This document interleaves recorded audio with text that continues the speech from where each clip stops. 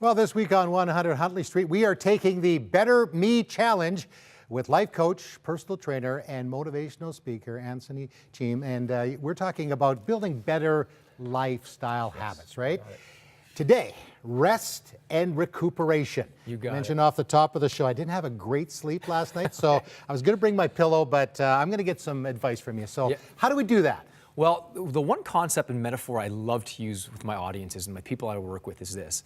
It's like a bank account. When you want to be rich financially, you want to make more deposits than withdrawals. In our society, we make more withdrawals than deposits. So you want to make more deposits into your health account, into your spiritual account, into your relationship account, into your love account than you are making withdrawals. And one of the ways we can do that is to get better rest and recuperation, to revitalize our bodies, our minds, our spirits, so we can be and show up and act as the best version of ourselves. And the first and foremost thing I talk about when it comes to recovery is getting the recommended amount of sleep, which is anywhere from 6.5 to 8.5 hours of sleep. You know, and it's interesting. I just read recently that about 100 years ago, we get about 2 hours less of sleep than we do now. Yeah. So sleep, it's important, and we're not getting enough of it. You got it. And you know what? It's not so much what you do during the sleep that's important. It's how you set up your sleeping patterns, what you do prior to sleeping. One of my favorite techniques that I use prior to sleeping is simply this: 5 minutes before going to sleep. And you know what? I also recommend to the people out there watching this is not to go on any sort of electronics 60 minutes prior to going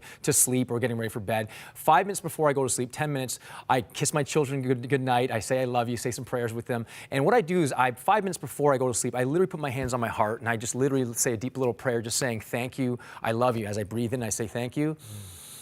And I exhale, say I love you. Breathing in. And just putting yourself in that state of awareness of love and gratitude. And as you enter into your deep sleep, just think what you're marinating during your deep sleep is thank you, gratitude, love, and that starts to marinate into your mind, your body, and then you wake up revitalized. That's one way to do it. And then you can wake up doing the same things too as well. Okay, we only had a couple minutes, but I want to get to a couple things here. Put the phones away, at least an hour before? 60 minutes, because it stimulates, or don't maybe be watching like some, that's violent movies that's going to stimulate your brain, stuff like that. The one thing I definitely recommend to people, something called active recovery. I did talk about this to you before we went on the show here, is something where you don't necessarily have to work out hard, but even getting on a treadmill or walking outside, just going through some breathing patterns. One of the things is called heart rate variability, where you just literally, you breathe in through the nose, exhale through the mouth, breathe in through the nose, exhale through the mouth, and you just do it through a consistent tempo of breathing in through 5, exhale through 8, or breathing in through 3, or exhaling for 6 seconds. And that literally deepens your awareness, relaxes your body, and puts you in that state of calmness. And I've been trying this. Now, a lot of us have very busy days, so here it's a very active day, or Ministry of the Voice of the Martyrs, whatever I'm doing, my brain's going, I can't sleep. Is the breathing a part of slowing it down because you got all these things that are in your head? Yes, absolutely. The body, I often say to people, the mind and the body, there's no connection. The mind and the body are one.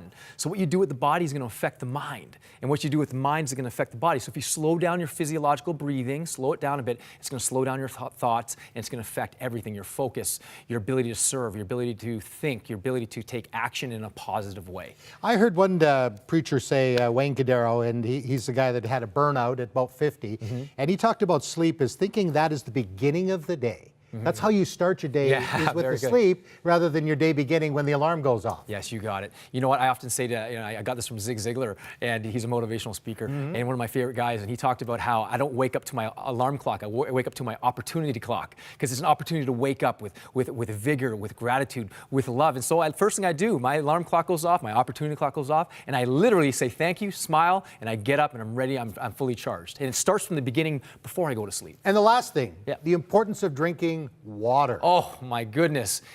70–80% of your body is water. We get coffee drinkers, you tea drinkers out there, sure, it's okay for you, but you want to drink water. Like, start your day with like a liter of water or 500 milliliters of water. End your day with water. The earth is 70% water. Our bodies are 70% water, so we must eat foods that are abundant in water and nourishment, as well as just drinking water every single day. And you know why this is so important? Because the Bible tells us that we are a temple. Yes. For God. And it's what we put in. Again, you talked about if we're taking more out than we're putting in, we're in trouble. Well, we're going to have nutrition tomorrow. And later in the week, we're going to have a little exercise. Yes, you got it. And we're going to practice the breathing. We'll be back with more right after this.